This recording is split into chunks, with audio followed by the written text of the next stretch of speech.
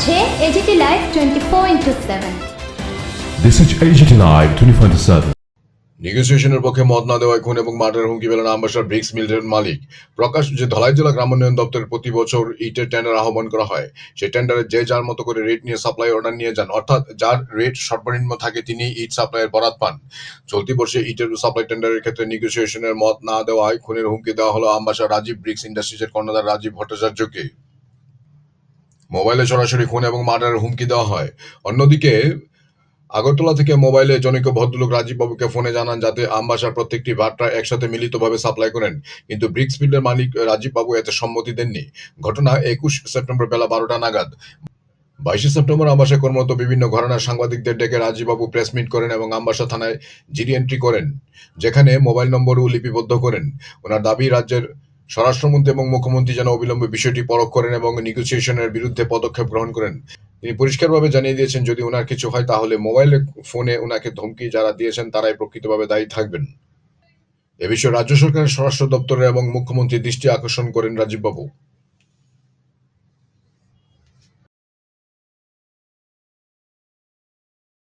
মানে রাজ্যে চলতে সুবিধা হবে সবের কাছে। আপনাকে কখন কটা হয়েছে? কালকা 11:45 থেকে 12:05 দুইবার হুমকি দিয়েছে রাতে?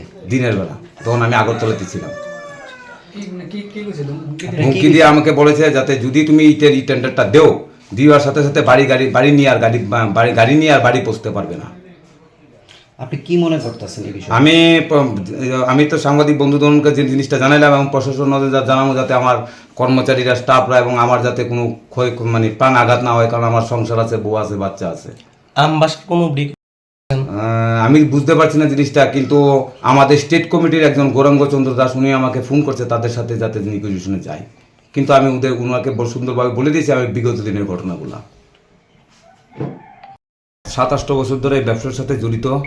আমি প্রতি বছর টেন্ডারে অংশগ্রহণ করি, কিন্তু আমার প্রোডাকশন খরচ বেশি। আমি টেন্ডারে অংশগ্রহণ করে আমি রেটে ধার্য মানে কাজ পাই না, সুতরাং প্রতি বছর আমি দিয়ে যাই। এক বছর ওরা আমাকে নেগোসিয়েশন আমাকে বলেছে যে নেগোসিয়েশন করার জন্য, কিন্তু আমি নেগোসিয়েশনে যাই। নেগোসিয়েশনে যাওয়ার পরও আমি দেখি যে আমি হাই রেট, তারা ডাউন রেট। তারপর আমি কারোর কিছু বলে নাই, আমি এইভাবে চলে যেতেছি, কাজ আমি পাই না, আমার কোনো আপত্তি নাই।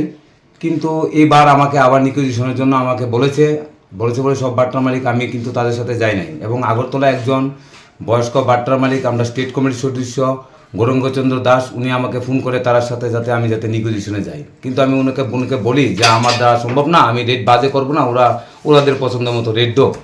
কিন্তু তারপরেও আমাকে ওই টেলিফোনটা রাখার সাথে সাথে আমাকে একটা আননোন নাম্বার দিয়ে, নাম্বারটা হচ্ছে 9366136645, এই নাম্বারটা দিয়ে আমাকে প্রাণে মারবার হুমকি দিছে। এখন আমি আমার কর্মচারী সদস্যকে নিয়ে কিভাবে প্রাণে বাঁচবো, আমি প্রশাসনের কাছে দ্বারস্থ হব যাতে আমার এই ব্যক্তিকে তদন্ত করে বাইর করে দেওয়া হোক এবং তার আইনত ব্যবস্থা নেওয়া হোক, এবং এই ব্যাপারগুলো যাতে আমাদের রাজ্যের মুখ্যমন্ত্রী শ্রী ডক্টর মানিক শাহ উনার কাছে সাংবাদিক বন্ধুগণের মাধ্যমে যাতে উনার কাছে নির্দেশটা গিয়ে পৌঁছে।